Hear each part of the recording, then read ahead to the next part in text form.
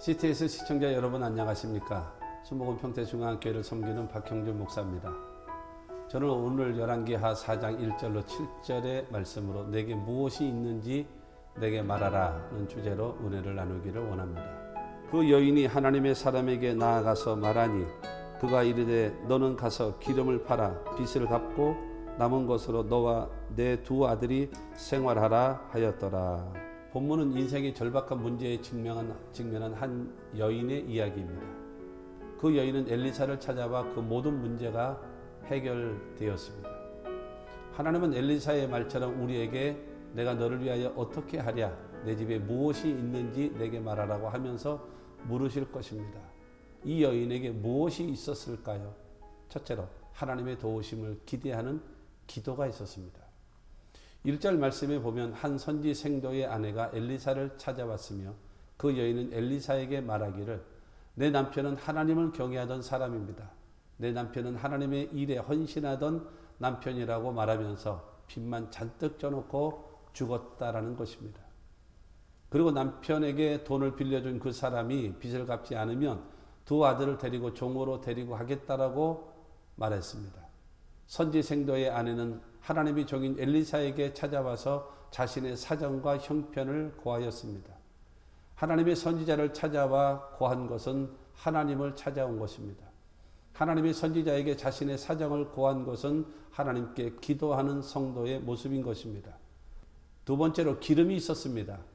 이 여인이 엘리사에게 자신의 사정을 아뢰며 하나님의 도우심을 요청하였습니다. 2절에 보면 엘리사는 내 집에 무엇이 있는지 내게 말하라고 하였습니다. 그러자 이 여인은 기름 한 그릇이 있다고 말했습니다. 엘리사는 무엇이 필요하냐고 묻지 않았습니다. 내게 무엇이 있냐고 물었던 것입니다. 하나님은 없다고 말하는 자와는 일하지 않으시고 있는 것을 통하여 역사하시는 하나님이신 것입니다. 6절에 보면 여인이 아들에게 이르되 또 그릇을 내게로 가져오라 하니 아들이 이르되 다른 그릇이 없나이다 하니 기름이 곧 그쳤더라고 말하고 있습니다. 그릇이 있을 때에는 기름이 계속 나오는 기적이 일어났지만 그릇이 없다고 하자 기적이 멈춘 것입니다. 지금도 하나님께서는 내게 무엇이 있는지 내게 말하라고 말씀하실 것입니다. 우리는 하나님 앞에 없다고 말하지 말고 불가능하다고 말하지 말고 무엇이 있다고 말하며 믿음이 있습니다. 재능이 있습니다. 열심과 성실함이 있다고 말하는 여러분들이 되시기를 주님의 이름으로 축원합니다. 하나님은 여러분의 있는 것을 통하여 역사하실 것입니다. 세 번째로 그릇을 빌릴 수 있는 신용이 있었습니다. 엘리사는 그 여인에게 이웃에게 찾아가서 모든 그릇을 빌려오라고 하였습니다. 그러자 두 아들은 동네에 들어가서 모든 그릇이란 그릇은 다 빌려온 것입니다. 그 여인은 동네 사람들에게 그릇을 빌릴 수 있는 신뢰와 신용을 가지고 있었으며 빚더미에 앉아있는 여인에게 이웃이 그릇을 빌려주는 것은 결코 쉬운 일이 아닌 것입니다. 이 여인은 하나님께 뿐만이 아니라 사람들에게도 신용을 인정받았기 때문입니다. 그래서 그릇을 빌려올 수 있었던 것입니다.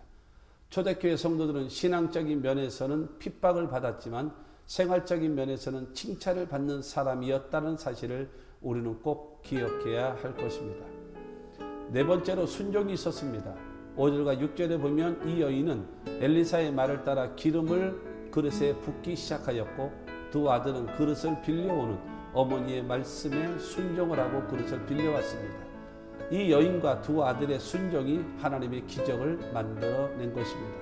하나님의 선지자인 엘리사의 말을 듣고 거부하지 않고 순종하였습니다. 그러자 모든 그릇에 기름이 가득하게 채워진 것입니다.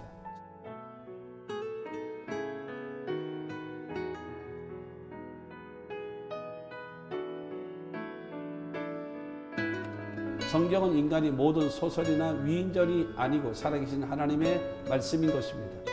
인간의 생각으로 판단하지 말고 하나님의 말씀대로 순종하여 하나님의 축복을 소유하시기를 소망합니다.